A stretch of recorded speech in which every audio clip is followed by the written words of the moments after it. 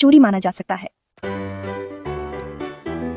चोरी के लिए दंड धारा 303(2) चोरी के लिए दंड में सम्मिलित है पहली बार अपराध करने वाले 3 वर्ष तक की अवधि के लिए किसी भी प्रकार का कारावास या जुर्माना या दोनों, बार बार अपराध करने वाले दूसरी या पश्चातवर्ती दंड 1 से 5 वर्ष की अवधि के लिए कठोर कारावास और जुर्माना। छोटी चोरी का उपबंध 5,000 रुपए से कम मूल्य। पहली बार अपराध करने वाले जो संपत्ति का मूल्य लौटाते हैं या चोरी की गई संपत्ति को वापस करते हैं, सामुदायिक सेवा के साथ दंड। विशेष चोरी अपराध झपटमारी धारा 304। धारा 304 उपधारा 1 छीनने के विशेष अपराध को परिभाषित करती है। चोरी तब झपटमारी है यदि चोरी करने के लिए अपराधी अचानक या शीघ्रता से या बलपूर्वक किसी व्यक्ति या उसके कब्जे से कोई जंगम संपत्ति को अभिग्रहण कर लेता है या छीन लेता है या रख लेता है। झपटमारी का दंड धारा 304 उपधारा 2 झपटमारी के दंड में सम्मिलित है 3 वर्ष तक की अवधि के लिए किसी भी प्रकार का कारावास और जुर्माना। चोरी के गंभीर रूप धारा 305। धारा 305 कुछ स्थानों पर या विशिष्ट प्रकार की संपत्ति से जुड़ी चोरी के लिए बढ़े हुए दंड को निर्धारित करती है।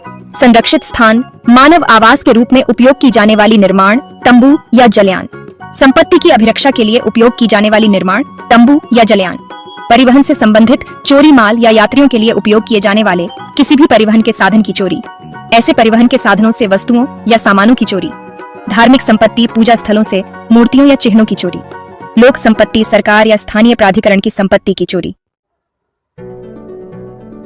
गंभीर चोरी के लिए दंड।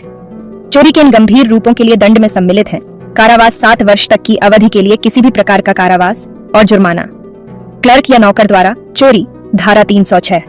जब चोरी निम्न द्वारा की जाती है, क्लर्क या नौकर की हैसियत से नियोजित व्यक्ति अपने स्वामी या नियोक्ता के कब्जे में संपत्ति के संबंध में दंड है 7 वर्ष तक की अवधि के लिए किसी भी प्रकार का कारावास और जुर्माना। नुकसान कर्रित करने की तैयारी के साथ चोरी धारा 307।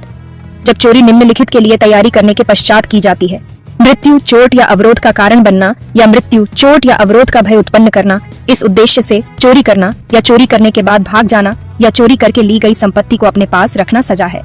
10 वर्ष तक की अवधि के लिए कठोर कारावास और जुर्माना। धारा 307 के लिए दृष्टांत दर्शक मामले सशस्त्र चोरी दृष्टांत का। यदि कोई व्यक्ति चोरी करते समय एक लोडेड हथियार लेकर चलता है जिसे प्रतिरोध की स्थिति में प्रयोग करने के लिए तैयार रखा गया हो, तो यह सशस्त्र चोरी मानी जाएगी।